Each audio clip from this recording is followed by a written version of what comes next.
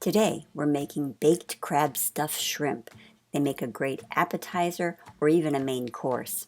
Let's get started.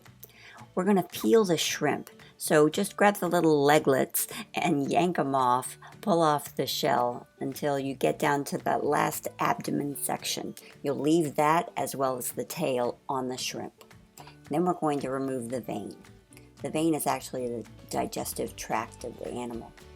So you go all along the back side of the shrimp, and then you'll see the vein in there. Sometimes it's black, sometimes it's not. Just yank it out. Do that with all of your shrimp. And then let's saute some veggies, bell pepper and shallots. You could use onions. We're adding parsley and mayonnaise. We like Duke's mayonnaise because it's got twang. Then we whisk an egg and add it to the mixture.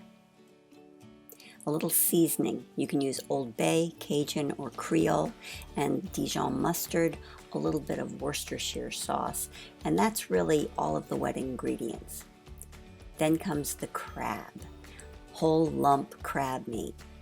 Mix it into the mayonnaise mixture and then add panko breadcrumbs. You want to be gentle with this. You don't want to stir it or mash it up too much.